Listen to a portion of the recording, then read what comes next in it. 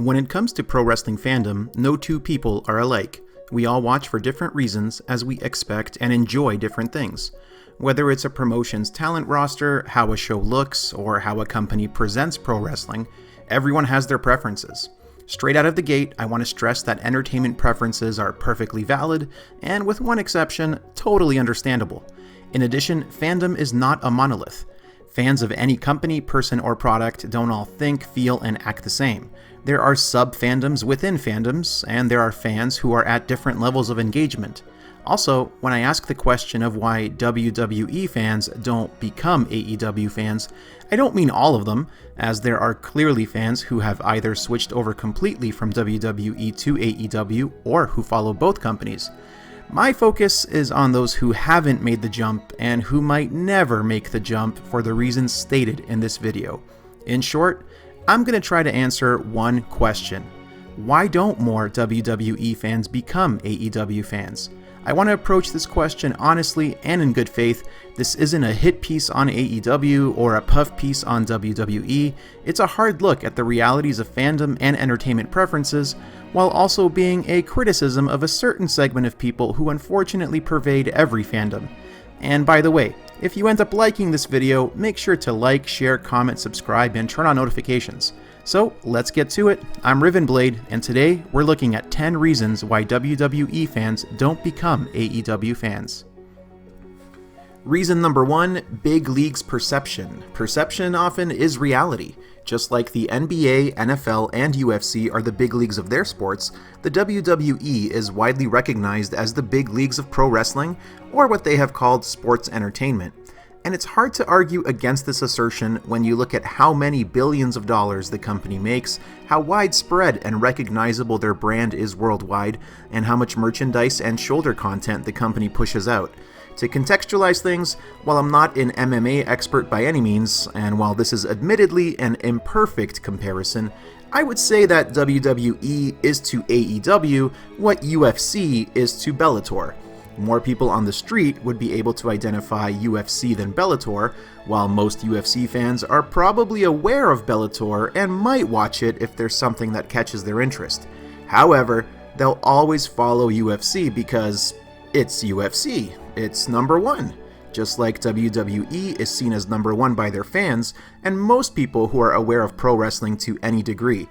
Also, the more you say that something is the top of the top, the more true it feels, but also, the more you take an honest look at the sheer size and reach of WWE, the more inarguable it becomes. This ties neatly into my second point, which is brand awareness.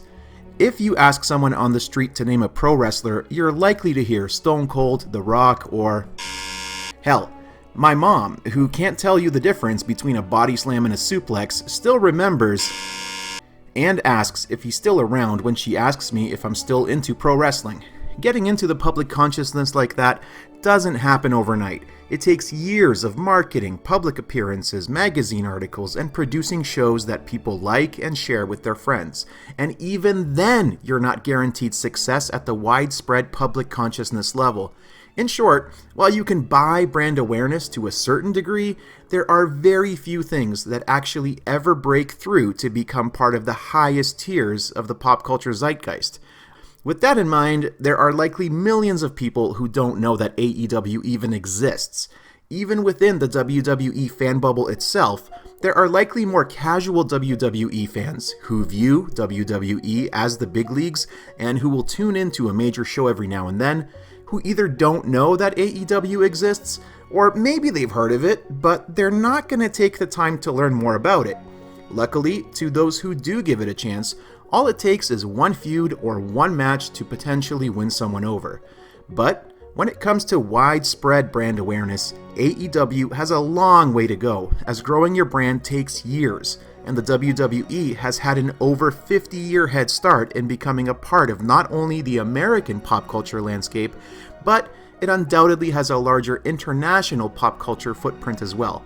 And with all that money and all that reach, we come to point number 3, accessibility and convenience. You can watch the WWE on Peacock for a few bucks a month in the States, or watch it on network or cable TV, or go to one of their many televised or house show events. In Canada, you can even still order the WWE Network for a reasonable price. The WWE puts on more events and, at least in its home base of the United States, is just easier to access for the majority of people.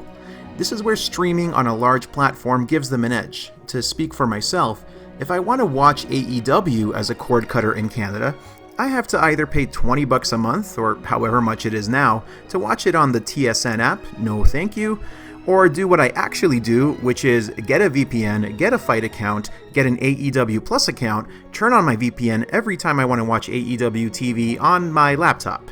Whew, it's not that convenient.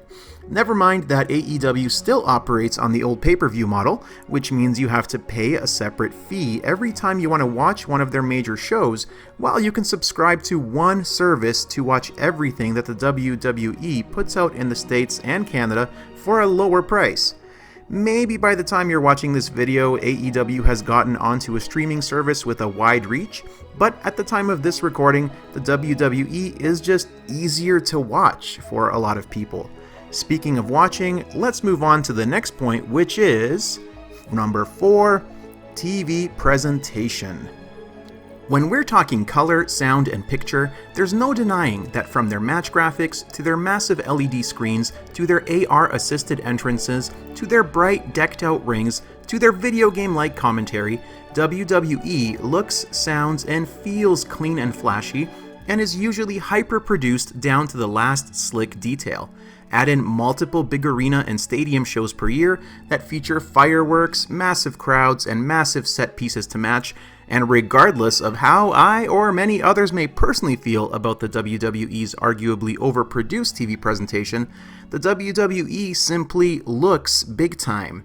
By comparison, despite AEW having some impressive, professional-looking production, and despite my personal preference for its TV presentation, it does look rougher around the edges. As the company grows and scores bigger TV rights deals, this will undoubtedly be an area they will catch up in, but for now, WWE's production just has a lot more going on that catches the human eye. And if you do enjoy the WWE's production and everything they do, it might be because of number 5, brand loyalty. We've all been loyal to brands to varying degrees at different times of our lives. I used to be a Nintendo kid, then I became a PlayStation guy. At one point, I proselytized about the superiority of the BlackBerry's physical keyboard to the iPhone's cumbersome virtual keyboard. Now, I don't care nearly as much about any of these things as long as I'm getting what I actually like out of something, it's not too annoying, and the company that creates it tries to stay on the right side of history more often than not. Brand loyalty is a mix of many things. It's about price, it's about personal experience with a product, and oftentimes it's just about whatever we experience first, which in turn makes it about memories and nostalgia. And pro wrestling is nothing if not filled with nostalgia. This is why, despite allegations of sexual harassment and abuses of power, people still cry for and bow to Vince McMahon. I would argue that if you're that loyal, you're in way too deep, but we can't pretend like these people don't exist. To them, and others who remain loyal even if their values don't always line up with the company's and Vince's improprieties, the WWE was a part of their childhood. They played the video games, had the action figures, went to the events, watched the TV, bought the ice cream bars, and wrestled in their backyard pretending to be Macho Man and Ricky the Dragon Steamboat. Some of them even cheered for the downfall of WCW, just as a segment of them cheer for the downfall of AEW today. As a quick note on this, there are levels to brand loyalty, and if you're on a side that seriously wishes for the death of another company whose existence has by and large made your preferred company better and the lives of more professional wrestlers better, then I say again, you're in way too deep. Taking all of this into account, brand loyalty is a tough nut to crack if you're AEW. Some people will just always buy iPhones. On that note, let's move on to number 6, habit.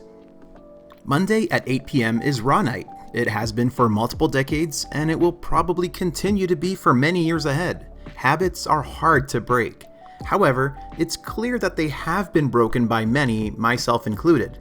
For when a habit no longer gives you the high it once did, or it actively triggers negative feelings within you that you don't want to experience anymore, it's much easier to give something up. That said, when you look at how consistent the 50-plus age demographic is for WWE over a long period of time, it's clear that some people will always return. And this isn't even a criticism, it's just human nature. We get comfortable in our habits. They give us stability and security to the point that the idea of breaking them or modifying them in any way doesn't feel like an option because it would disrupt the flow of life we've already created for ourselves. Also, we might be perfectly happy having the habits we do because adding new ones would require us to invest time into something else, which is exactly what the next point is about. Number 7, time commitment. Many pro wrestling fans, including WWE fans, don't want to add more pro wrestling to their week.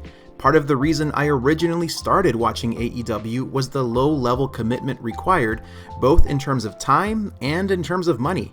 Now, as the company has grown and the number of annual shows has with it, I simply won't be able to watch everything. If you're a WWE fan who only has 3 hours per week to dedicate to pro wrestling, no amount of convincing is going to get you to carve out 2 to 3 more hours of your week to more pro wrestling. We live in the most entertainment, content-rich time in history.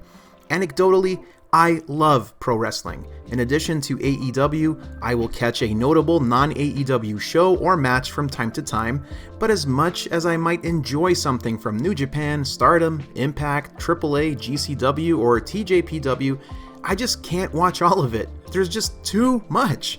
I also love fantasy and science fiction shows, books, movies, and games. I also need to work and spend time with my family. I can't be watching 7 to 10 hours of wrestling a week on top of that. Unless this channel magically explodes in popularity, please like, share, comment, and subscribe. Anyway, I think you get it.